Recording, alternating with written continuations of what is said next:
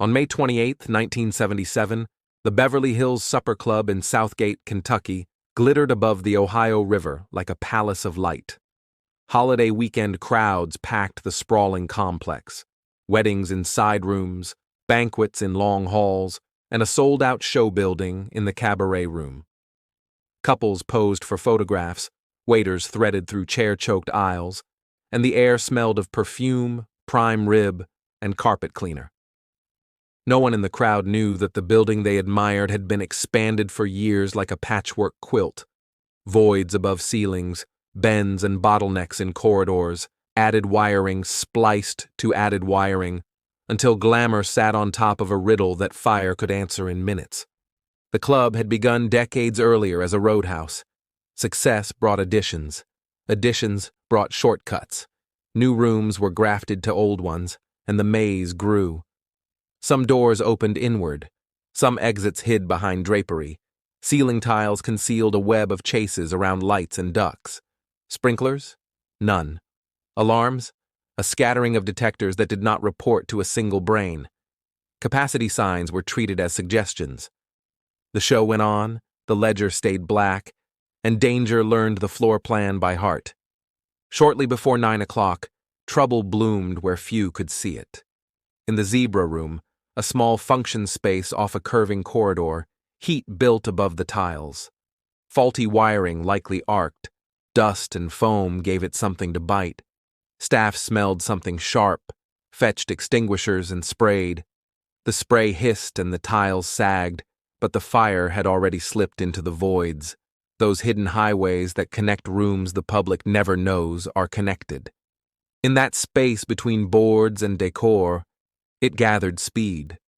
With no sprinklers to cut its run and no building-wide alarm to shout, the fire became a rumor moving faster than any waiter. Management hesitated. To evacuate a full club is to risk panic and reputation. Employees started a soft clearance, polite hints, doors propped, ushers leaning into aisles to whisper that people should make their way out. In the cabaret room, more than 1,000 patrons were pressed nearly shoulder to shoulder. Extra chairs had been squeezed into aisles. Some guests smiled at the warnings or ignored them. Nothing looked wrong, yet. At 9:10 p.m., the ceiling began to speak. A dark river of smoke rolled across the cabaret room overhead, followed by tongues of flame where fixtures pierced the tiles. Panic rose like heat. People surged toward exits and found problems designed years earlier. Doors that opened inward against the crush, curtains concealing hardware, passages that split and doubled back, chairs tangled into barricades, lights failed. In seconds, the mass of humanity was blind, pressed chest to back, breathing glue and ash. Those who reached the corridors met a second trap. The building's guts, narrow, unlit, and already smoky, confused even employees. Some ran toward dead ends. Others found locked doors or storage stacked in what should have been clear egress. A few patrons and staff turned guides, grabbing wrists, yelling above the roar, "Keep low, this way." Strangers carried strangers. A bride in satin kicked open a service door with dress shoes and shoved people through to the night. Engines arrived within minutes, lights strobing the parking lots. Fire crews advanced hose lines down black hallways, following walls with gloved hands because the floors were obstacles of chairs and fallen bodies. They hauled people out and went back in. In the cabaret room, the inevitable came. Flashover. When everything that can burn ignites at once. Heat roared past 1,000 degrees, the roof began to fail, and firefighters were ordered out before the structure took them to. Outside, asphalt became a triage ward. Oxygen bottles hissed. Medics called for blankets, for IVs, for more help. Families moved from cluster to cluster, calling names that vanished into sirens. By midnight, the complex was a skeleton of smoking trusses and brick. The death toll climbed through the night and into morning. 165 dead, more than 200 injured. Entire wedding parties were gone.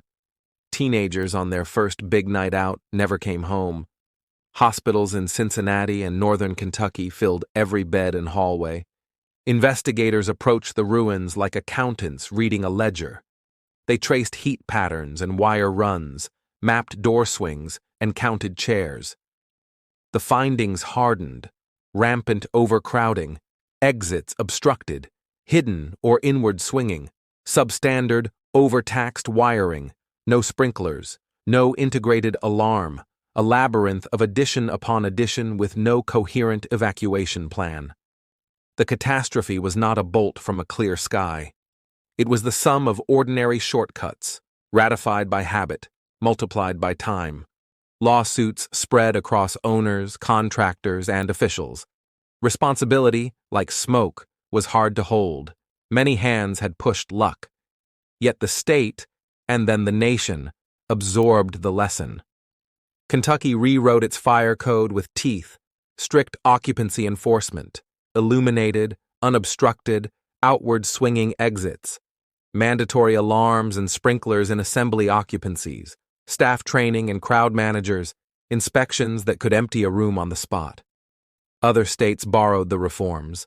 Architects redesigned assembly spaces with protected corridors, wider aisles, and ceilings that hide fewer pathways for flame. For survivors, policy could not rewrite memory. They woke at 9:10 without needing a clock. They remembered the feel of a cold window ledge under a palm searching for a latch, the sound of chairs knitting into a fence, the weight of a stranger over the shoulder toward a square of night. Some never entered a club again. Others became the people who count exits by habit and sit near doors. The site turned quiet. Grass-covered foundations, a few pieces of brick surfaced after rains. Each May, families and firefighters gathered to say names aloud, to toll bells 165 times, to thank those who went back in after the roofline sagged because voices were still inside. They understood the double truth of disaster. It reveals our worst vulnerabilities and our best reflexes in the same hour. The Beverly Hills Supper Club fire reshaped how entertainment looks. The old spectacle of fullness, chairs toe-to-toe, doorways draped, capacities winked past, gave way to bright exit signs, clear aisles, and managers empowered to stop a show. When you see ushers crack doors for air or a concert pause for a technical issue, you are hearing the echo of Southgate, 1977. Safety is not decoration. It is structure, choreography, and the courage to interrupt applause. What made that night possible was not one villain, but a braid of small concessions. Add a room, delay a repair, seat one more row, assume that nothing will happen because nothing happened yesterday. The difference between a party and a mass casualty event can be 20 minutes of unseen fire above a ceiling tile. In 1977, that difference was the distance from the zebra room to everywhere. Read the report, and you get the clinical cadence of volts and minutes. Read the interviews, and you hear a chorus. An usher who stayed to clear the stage. A cook who led a file of people through a kitchen and out into night air. A firefighter who felt the roof shift and still took 2 more steps because there was 1 more voice. The dead are not footnotes to code. They are the reason code exists. Their names live in every sprinkler head that cools a nascent flame and every outward swinging door that finds your hand in smoke. Stand where the cabaret room once stood. Birds move in cottonwoods where the roof collapsed. The air smells of cut grass now, not glue and fire. It is peaceful the way places become when history has finished speaking. But the ground remembers, and because the ground remembers, we do. Thank you for listening to Road to Ruins. Subscribe for more true stories where systems fail and people pay the price.